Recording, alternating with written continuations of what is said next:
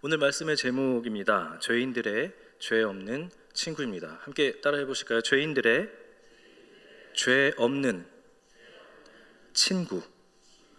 누구신지 아시죠? 네. 누군지 알지만 궁금하잖아요. 죄인들의 죄 없는 친구. 궁금하지 않으세요? 네, 궁금하실 겁니다. 친구 하면은 떠오르는 어떤 대상이 있으신가요? 친구. 예수님. 설교를 마쳐도 되겠지만, 그 친구라는 대상을 우리가 생각하면 어떤 감정이 이렇게 들죠. 나쁜 감정 말고 좋은 감정이 먼저 들잖아요. 원수된 친구가 아니라면 그건 친구가 아니고 원수겠죠. 친구는 그래서 감정적인 교류를 이렇게 나누거나 생각을 나눌 수 있는 거. 그래서 어떤 일을 같이 할 수 있고 어느 정도 우리가 같은 길을 이렇게 가는 사람을 친구라고 우리가 보통 일컫습니다. 그래서 친구라고 하는 개념은 다양한 의미를 가진 단어로도 표현이 됩니다. 예를 들어서 영어로 하면 프렌드도 있고 버디도 있고 메이트, 소울메이트 막 이렇게 하잖아요. 그리고 편지를 주고받는 친구는 펜팔이라고도 하고 같이 일하는 친구도 있죠. 컴피니언이라고 이렇게 여러 가지 친구라는 단어를 다양하게 사용하고 있습니다. 그런데 이 친구라고 하는 개념에 다양한 이런 표현들이 있지만 공통적인 특징이 있습니다. 앞에서도 얘기했지만 무언가가 비슷한 대상이어서 정서적인 친밀감을 공유하는 관계라고 하는 것이죠. 그렇기 때문에 이것들을 공유하고 닮은 친구 또 비슷한 것들을 이렇게 같이 하기 때문에 무엇이 나타났냐면 시너지가 나타납니다. 그래서 더해서 더하고 그래서 친구끼리 모이면은 조용한 사람도 막 떠들게 되고 그렇게 되는 모습들 다 경험하셨잖아요. 그게 바로 친구의 효과입니다. 그래서 옛적부터 이 친구의 존재는 굉장히 중요했습니다. 한 개인의 내적 성장에 있어서 굉장히 중요했을 뿐만이 아니라 한 인생을 좌우하기도 했었습니다. 그래서 우리 어른들은 우리 자녀들에게 친구를 잘 사귀어야 된다, 사람을 잘 사귀어야 된다라고 이렇게 조언하기도 했습니다. 그렇기 때문에 그래서인지 친구는 가족 다음에 제2의 가족이라고 이렇게 여길 만큼 굉장히 각별하고 정서적으로 긴밀히 연결되어 있는 관계죠. 그래서 이 친구끼리 나누는 사랑을 우정이라고 하는 단어로 이렇게 사용되기도 합니다. 그래서 예로부터 그 친구와 관련된 사자성어도 굉장히 많잖아요. 관포지교, 금난지교, 그리고 막역지우도 있고 간담상조. 그래서 이 친구와 함께하는 그런 의리를 지키는 것, 친구와 함께 이렇게 잘 그 우정을 나누는 이런 것들을 이렇게 긍정적인 단어들로 이렇게 남기고도 했었습니다. 그런데 이 비슷한 곳을 공유하는 친구라서 긍정적인 것도 많지만 무조건 다 긍정적이진 않죠. 반대도 있죠. 반대. 도낀 개낀이다. 그 나물의 그 밥이다. 네가 그렇지 이렇게 친구 따라 강남 간다. 이렇게 부정적인 단어도 있습니다. 그러니까 그만큼 친구의 어떤 역할, 어떤 친구를 사귀느냐에 따라서 한 사람의 인생이 좌우되기도 한다. 이 말이 이 옛 단어로부터 우리는 알 수 있습니다. 여튼 간단히 정리를 해보자면 친구는 비슷함들이 만나서 시너지 효과를 내고 그래서 우리의 부족한 것들을 또한 채워줄 수 있는 정서적인 것으로 또 어떤 물질적인 걸로도 채워줄 수 있는 그런 존재라고 합니다. 그래서 굉장히 중요합니다. 그런데 오늘 우리가 살펴본 이 본문에서도 친구가 나오는데요. 우리가 아는 이 기존의 친구의 개념을 초월하는 친구입니다. 그것을 우리에게 오늘 말해주는데 어떤 거가 그 기존에 있는 친구와 이 죄인들의 죄 없는 친구, 초월하는 친구가 어떻게 다른지 그리고 우리는 어떤 친구를 더 가까이 해야 되는지 이것을 함께 살펴보도록 하겠습니다. 오늘의 말씀 속에 친구로 오신 예수님은 먼저 우리가 쌓아왔던 것들을 무너뜨리십니다. 그래서 첫 번째는 무너뜨리는 친구입니다. 이야기를 나누기 전에 오늘의 본문의 주요 인물을 우리가 잘 아는 삭개오인데 한번 간단하게 살펴보도록 하겠습니다. 당시 이스라엘은 로마의 지배 아래 있었습니다. 이스라엘은 나라가 아니라 단지 어떤 소수 민족이었죠. 로마는 지배하는 나라와 민족에게 세금을 징수했습니다. 그리고 세금을 걷는 사람을 세리라고 부르고, 세리는 그 민족 중에서 한 사람이 맡고 있었습니다. 그런데 로마의 세금 징수는 점점 가혹해졌고, 그 세금을 맞추기 위해서 더 많은 세금들을 걷어야 했습니다. 지금도 우리가 세금을 내기 좋아하는 사람은 없잖아요. 그 당시도 세금 내기가 얼마나 싫었겠어요. 근데 세금이 점점 많아지는 거예요. 그리고 그 세금이 많아지는데 그것들을 걷어들이는 사람이 내 동족이었습니다. 그러다 보니까 세리에 대한 사람들의 평가가 그렇게 좋지는 않았습니다. 왜냐하면 세리들이 세금만 걷는 게 아니고 간혹 세리들이 더 많이 걷어서 자기들의 이익을 챙기기도 했기 때문에, 그렇다고 그것을 왜 많이 걷습니까? 라고 말할 수조차 없었죠. 로마에 갖다 내는 거기 때문에. 그래서 이 사람들은 세리를 어떤 취급을 했냐면 이방인과 같이 죄인이라고 취급을 했었습니다. 변절자, 배신자. 죄인이라는 칭호가 세리하면 죄인이다라고 하는 그것이 만연해 있었습니다. 오늘 본문의 주요 인물인 이 삭개오가 당시 이런 평판을 받고 있었던 세리였습니다. 그리고 그 세리 중에서도 세리장이었죠. 죄인 취급을 당했습니다. 유대인들에게 죄인이란 이방인들과 같은 취급을 받습니다. 그러면 어떻게 되는 거냐? 같이 식사하지 않습니다. 같이 어울리지 않습니다.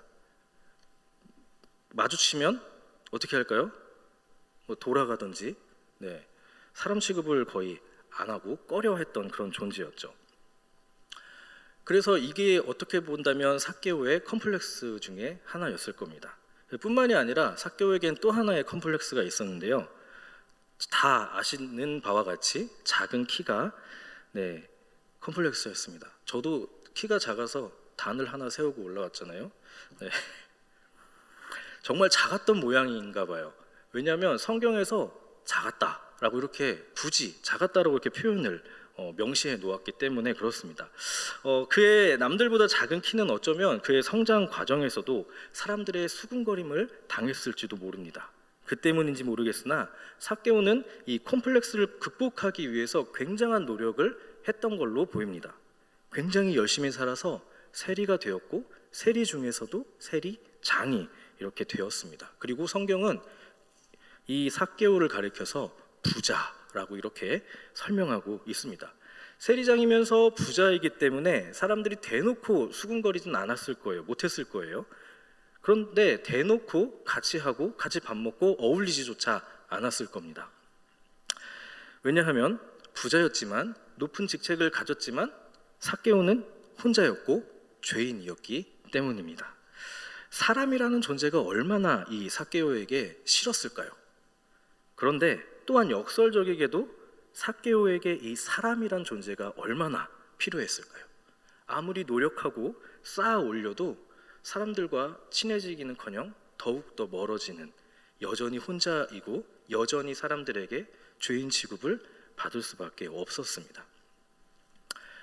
삭개오가 돌 무화과 나무 위로 올라갔습니다. 왜 올라갔나요? 예수님을 보기 위함이었습니다. 왜 보고 싶었을까요? 오늘 제목과 관련이 있는데, 이 당시에 세간에 떠도는 예수님에 대한 그 별명이 있었습니다. 오늘 제목이 뭐죠? 죄인들의 죄 없는 친구, 죄인들의 친구다라고 이렇게 이야기가 세간에 떠돌았습니다. 삭개오가 죄인이었잖아요. 그래서 삭개오는 예수님을 보고 싶었나 봅니다. 죄인들의 친구라는 예수를 한번 만나보고 싶다, 이런 생각이었을까요? 삭개오의 이러한 심리적인 상태를 알 수 있는 것이 바로 삭개오가 나무 위로 올라갔다라고 하는 것입니다. 삭개오가 나무 위에 올라간 것은 키가 작아서인데 단지 그뿐만이 아니었을 것 같아요. 왜냐하면 삭개오는 자신의 지위를 위해서 이용해서 사람들에게 조금 비켜달라고 이야기할 수도 있었겠죠. 그러나 그렇게 하지 않았고, 또한 예수님이 오신다라고 했을 때 먼저 사람들보다 먼저 가서 기다리고 있을 수도 있을 겁니다. 그러나 그렇게 하지 않았습니다. 왜 그랬을까? 사람들에 대한 어떤 그 증오나 그런 거리낌이 있었지 않았을까? 피하고 싶었지 않았을까? 왜냐하면 예수님을 또 봐야 된다라고 하는, 사람들과 같이 똑같이 그렇게 가야 된다고 한다면 내가 여태까지 열심히 살아와서 열심히 쌓아왔던 그 모든 것들이 어떻게 보면 우습게 보일 수도 있잖아요. 사람들이 날 우습게 여겼는데 봐봐, 쟤 정말, 쟤도 어쩔 수 없어, 이렇게 하면서 무시당하진 않았을까? 거기에 대한 또 걱정이, 또 두려움이 있었을 거라고 생각합니다. 그래서 자신이 열심히 쌓아 올린 것들로 인해서 자신이 스스로 상처받지 않기 위해서 방어하고 자기 위로를 하는 삭개오의 모습을 우리는 나무 위에 올라간 삭개오를 통해서 볼 수가 있습니다. 마치 허물 수 없는 벽과 같습니다. 이것은요, 이걸 허문다라고 하는 것은, 이것을 들켰다라고 하는 것은 삭개오의 마음 안에, 삭개오의 안에 자신의 나약함을 상대에게 보이는 것이고, 자신이 텅 비었다라고 하는 그것을 공개하는 것과 다름이 없기 때문에 아마 발가벗겨진 그런 느낌을 받을 것입니다. 굉장히 수치감을 얻을 것이죠. 그래서 삭개오는 나무 위에 올라갔습니다. 그런데 그 벽을 죄인들의 죄 없는 친구이신 예수님께서 무너뜨리셨습니다. 단 한마디로요. 삭개오야, 내려와라. 두 번째, 우리 예수님은 풍성히 채워주시는 친구입니다. 예수님은 이 한마디 삭개오야 내려오라 라고 하는 이 한마디에 텅 빈 삭개오를 풍족하게 채워주셨습니다. 그러니까 이 한마디가 삭개오가 텅 비었던 그것을 한 번에 채워줬다라고 하는 것이죠. 예수님은 삭개오에게 내려오라고 말씀하시면서 또 이어서 오늘 내가 너희 집에 거해야 하겠다라고 이렇게 말씀하십니다. 삭개오는 나무 아래로 내려왔고 예수님 앞에 서게 됩니다. 예수님의 따스한 이 한마디가 삭개오가 자신을 보호하려고 애써왔던 그 모든 것들, 높이 쌓아왔던 그 담들을 내려놓기에 충분했습니다. 예수님의 이 부르심은 따뜻한 사랑의 부르심이었기 때문입니다. 사람들은 모두들 죄인을 부른 것도 모자라서 죄인이 집에 가서 밥까지 먹겠다라고 하는 예수님의 모습을 보면서 비판하고 수군거렸습니다. 삭개오 혼자 받았던 그 수군거림을 이제는 예수님이 대신 받아주고 계십니다.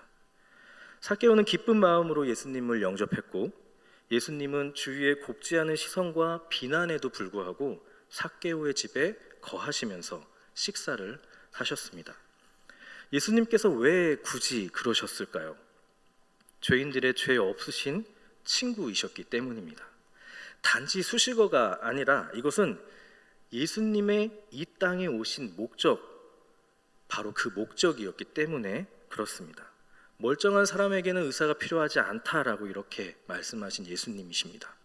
예수님은 죄인들의 친구가 되어주시기 위해서 그들의 텅 빔을 참된 것으로 풍성하게 채워주시기 위해서 오셨습니다. 사람을 싫어했고 사람을 피했던, 그렇지만 누구보다도 사람이, 친구가 필요했던 삭개오에게 예수님은 더할 나위 없이 좋은 친구가 되어주셨습니다. 예수님은 그런 분이십니다. 우리의 겉을 보시기보다는 우리의 안을 보시고 우리의 텅 빔을 진짜로 채워주실 수 있는 우리의 친구가 되어주십니다. 그렇기 때문에 우리가 찾아가지 않아도 먼저 찾아오시고 우리가 진정으로 채워야 할 것으로 채울 수 있도록 진짜로 공급해 주시는, 우리의 진짜를 채워주시는 공급자이십니다. 정말 좋은 친구 아니십니까? 부족함을 채워주는 친구 어떠세요? 그것도 영원히 부족함 없이 공급을 해주신다는 친구 어떠십니까? 여러분들도 다 친구 삼고 계시잖아요. 그렇죠? 삭개오는 예수님으로부터 진짜 채워졌기 때문에 지금까지 쌓아왔던 텅 빔을 가리기 위해서 열심히 쌓아왔던 것들을 기쁨으로 흩어버립니다. 나눔과 자기 성찰, 죄 고백, 그리고 새롭게 살기로 결단합니다. 무엇보다도 예수님께서 삭개오에게 가장 중요한 것을 채우십니다. 그게 무엇일까요? 바로 생명입니다. 참 생명. 이 참 생명, 예수 그리스도의 생명은 우리에게도 가장 중요한 것이며 우리가 반드시 채워야 할 것이고 반드시 채워져야 될 것입니다. 이렇듯 예수님은 우리의 텅 빔을 완벽하게, 가득, 충만하게, 그리고 풍족하게 채우시는 공급자이시며 그 공급자가 바로 우리의 죄 없는 친구이십니다. 예수님은 채우고 끝이 아닙니다. 이 좋은 친구는 구원으로 초대하는 친구입니다. 삭개오의 이름의 뜻이 무엇인지 아십니까? 삭개오 하면 키 작은 것밖에 생각이 나지 않았죠. 저도 이번에 다시 말씀을 보면서 이거였지 라고 다시금 깨달았는데, 삭개오는 깨끗한 사람이라는 뜻입니다. 그러나 삭개오의 삶은 어떠했습니까? 주위에서 더러운이라고 그 이름을 바꿔버렸습니다. 이름과 상관없이 그는 컴플렉스에 사로잡혀 있었고 부단히 애를 써 그 많은 것들을 쌓아 올려서 부자라는 타이틀을, 그리고 세리장이라는 타이틀을 얻게 되었지만 자신과 의지와는 상관없이 여전히 더러운 자였습니다. 그러나 예수님을 만난 그는 드디어 정말로 그 이름대로 깨끗한 사람이 되었습니다. 이것을 우리는 구원받았다라고 이야기합니다. 건짐을 받은 것이죠. 어둠에서 건져지고 더러움에서 씻기고, 그래서 깨끗하여지고 사망에서 생명으로 옮겨졌다라고 하는 것. 그래서 우리는 오늘 이 본문에서 구원의 두 가지 차원, 두 가지 요소를 우리가 발견할 수 있습니다. 첫 번째는 개인적인 차원의 구원입니다. 삭개오가 참 생명을 얻어서 텅 빔이 채워집니다. 그리고 그의 삶이 변화됩니다. 구원받은 자들 거듭난다라고 하죠. 구원, 개인적인 차원 구원이 바로 이것입니다. 삭개오가 참 생명을 얻어 텅 빔이 채워지고 그의 삶이 변화됐다라고 하는 것, 개인적인 차원의 구원이 이루어졌습니다. 그리고 두 번째가 있습니다. 공동체적인 차원으로서의 구원입니다. 9절과 10절을 제가 읽어드리겠습니다. 예수께서 이르시되 오늘 구원이 이 집에 이르렀으니 이 사람도 아브라함의 자손이미로다. 인자가 온 것은 잃어버린 자를 찾아 구원하려 함이니라. 아멘. 삭개오의 거듭남의 결단 이후에 예수님은 공개적으로 공포하십니다. 사람들의 수군거림과는 전혀 상관없이 오늘 구원이 이 집에 이르렀다라고 이렇게 공포하십니다. 그리고 삭개오를 어디로 귀속을 시키시냐면 하나님의 가족으로, 하나님의 공동체로 귀속시키십니다. 이 사람도 아브라함의 자손이미로다. 개인이 결단하고 바뀐 것에 그치지 않고 법적 효력을 발생시키시죠. 채우고 끝이 아니고 잘 살아라 하는 게 아니고 너도 이제 우리 가족이야, 너도 이제 하나님의 백성이야, 하나님의 자녀야 라고 예수님께서 울타리를 쳐주십니다. 하나님의 가족됨, 그 공동체의 일환이 되었음을 선포하는 것을 우리는 말씀을 통해서 봅니다. 그리고 10절에서 예수님께서 오신 목적을 다시금 선포하시죠. 마귀가 우는 사자처럼 삼킬 자를 두루 찾아다닌다면 예수님께서는 그들을 구원하기 위해서 우리를 찾아오십니다. 예수님이 찾아왔다면, 예수님이 부르신다면 그 부르심은 우리의 컴플렉스를 부숴버리고 텅 빈 곳에서 참된 것으로 채워주실 뿐만 아니라 우리를 버려두지 아니하시고 하나님의 자녀로, 하나님의 가족으로 귀속시키려고 하시는 그런 구원의 풍성한 초대와 부르심을 오늘도 계속 우리에게 하고 계신다라고 하는 사실입니다. 여기에서 죄인이라고 하는 단어를 한번 살펴보길 원하는데요. 말씀을 보시면 잃어버린 잃어버린 자와 죄와 죄인, 이게 서로 이렇게 동등하게 사용되는 것을 볼 수가 있습니다. 그러니까 곧 잃어버렸다라고 하는 것이 죄이며 죄는 잃어버렸다라고 하는 그 뜻과 같다라고 하는 것입니다.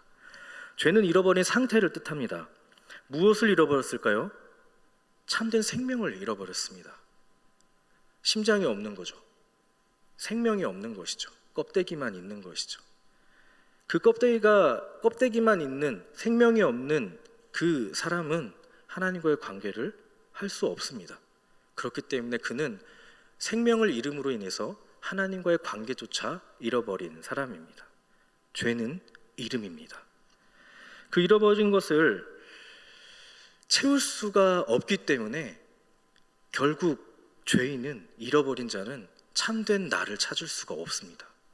아무리 열심히 쌓아 올리고 아무리 부자가 되고 아무리 명예를 얻고 별의별 짓을 다 해봐도 그는 참된 자기를 발견할 수 없는 텅 빈 죄인입니다. 잃어버린 자입니다. 그 잃어버린 것을 채우기 위해서 많은 노력을 하지만 채울 수 없죠. 누가 채우시죠? 죄인들의 죄 없는 친구이신, 우리의 공급자 되시는 예수 그리스도께서 그 텅 빔을, 그 생명을 채워주실 수 있습니다. 우리는 세상을 살아가면서 열심히 일하고 열심히 최선을 다해서 또 일합니다. 무엇을 위해서요? 채워짐을 위해서, 우리의 필요를 위해서, 누군가의 인정을 받기 위해서. 그러나 채우면 채울수록, 쌓으면 쌓을수록 만족함이 생기십니까? 공허함이 깊어지죠. 왜냐하면 그만큼 엄청 노력했기 때문에 그렇습니다. 엄청 노력했는데 왜 안 채워지지? 채울 수 없는 곳으로 채움을 시도하고 있기 때문에 그렇습니다. 예수님께서 잃어버린 자를 찾아 구원하시겠다는 그 선언은 그래서 우리에겐 은혜입니다. 우리에겐 참된 은혜입니다. 잃어버린 것을 찾아주신 것도 감사한데 내버려 두시지도 않겠다. 끝까지 책임져 주시겠다. 하나님의 자녀다, 하나님의 공동체다, 하나님의 백성이다 라고 하는 그 울타리까지 채워주시는 그 따스한 사랑의 선언이죠. 예수님의 거하심으로 삭개오는 아브라함의 자손, 즉 하나님과의 한 가족이 되었습니다. 우리 교회에도 이런 은혜가 넘치기를 소망합니다. 헛된 것으로 쌓고 우리가 부족한 것이다 생각해서 열심히 뭔가를 투자하고 뭔가를 열심을 다해서 최선을 다하는 건 좋지만 이 하나님의 참된 부르심, 이 죄인들의 죄 없는 친구 되신 분이 잃어버린 것을 내가 공급해 주러 왔다라고 이렇게 하는 그 부르심에 우리가 초청에 응하지 않는다면 우리는 그 은혜를 발로 차버리는 것과 같습니다. 말씀을 마무리하기 전에 나누고 싶은 찬양이 있는데요. 한웅재 목사님의 그 나무 아래로라고 하는 찬양인데 한번 같이 이 시간 들어봤으면 좋겠습니다. 그 나무 아래로 인생의 마음 그를 지으시니 앞으로 오래 외로웠던 너의 지난 삶에서 나와 넌 내려오라 넌 내려오라 내게로 오라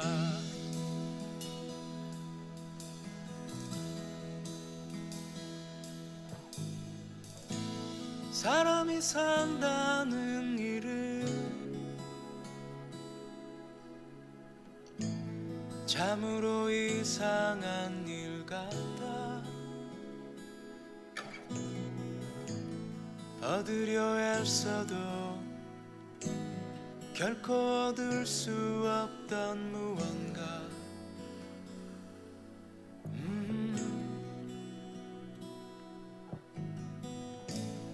어쩌면 그게 이유일까 내가 조각이 나무 위에 오른 이대로는 아닌 듯 내 안 멈추지 않던 그리움 그때 넌 내려오라 그 나무 아래로 내가 서 있는 그 아픈 산 내려놓고 마른 풀잎 같던 너의 지난 삶에서 나와 넌 내려오라 넌 내려오라 내게로 오라. 네, 여기까지 듣겠습니다. 네, 그 나무 아래로라고 하는 찬양입니다. 오늘 우리는 지금 우리의 삶에서 삶을 살아가면서 무엇을 쌓기 위해서, 무엇을 채우기 위해서 노력하고 계십니까? 무엇을 위해서 아둥바둥 열심을 다해서 그렇게 살아가고 계십니까? 그리고 과연 우리 교회는 무엇을 위해 무엇을 쌓고 있는가 한번 생각해 봤으면 좋겠습니다. 세상에선 많은 것을 쌓기 위해서 또한 친구, 인맥을 만들기도 합니다. 우리의 필요를 채우기 위함이죠. 그러나 참 친구 되어 주시는 우리 주님께서는 우리 필요를 채우기 위해 쌓는 것이 아니라 내려오라고 말씀하십니다. 필요를 채우면 채울수록 좋아야 하는데 그렇지가 않습니다. 참된 것을 채워야 하는 그 공허는, 그 목마름은 채워지고 해소될 것입니다. 참된 것을 채울 때. 저와 여러분 그리고 우리 교회는 어떠십니까? 우리는 마른 풀잎 같은 그 삶에서 내려오라고 하시는 그 주님의 부르심에 대해서 아멘하고 내려가야 되지 않을까요? 말씀을 묵상해 보면서 저도 무언가를 위해서 지금 이렇게 사역을 하고 있지라고 고민을 많이 해봤습니다. 다시 한번 생각을 해봤습니다. 하나님을 위함이라고 물론 목사이니까 그렇게 하는 것 같았지만 무언가를 또 필요를 채우기 위한 열심은 아니었나 그 생각이 들었습니다. 그래서 이 찬양과 이 말씀을 통해서 하나님께서 쌓기보다 주님의 앞으로 오라고 하시는 거구나. 기도의 자리로, 예배의 자리로 내가 먼저 그 부름에 응답하고 무릎을 꿇어야 되는구나 라고 이렇게 생각을 하게 되었습니다. 더 가지기 위해서, 상처받지 않기 위해서, 손해보지 않기 위해서 아둥바둥 그 삶을 내려놓을 수 있는 주님의 따뜻한 부르심을 우리는 경험했을 겁니다. 경험하셨었죠? 경험이 있으실 거예요. 저도 있었거든요. 근데 우리는 또 잃어버립니다. 또 잊어버립니다. 그래서 우리가 죄인인 것 같아요. 오늘 이 시간 이 말씀을 통해서 우리가 하나님께 죄인들의 죄 없는 친구이신 주님, 제가 또 잃어버렸습니다. 주님, 저에게도 다시 한 번의 초청을 부탁드립니다. 내려가겠습니다. 주님 앞으로 나아가겠습니다. 라고 이렇게 고백할 수 있는, 그래서 정말로 그 앞으로 나아가실 수 있는 저와 여러분 그리고 우리 영동중앙교회가 되기를 주님의 이름으로 간절히 소망하고 축복합니다. 참된 것을 잃은 죄인인 우리에게 정죄하거나 버리지 아니하시고 참된 것을 도리어 채워주시기 위해서 찾아오신 그 사랑이 그리고 그 은혜가 오늘도 믿는 우리에게 가득하기를 주님의 이름으로 축복합니다.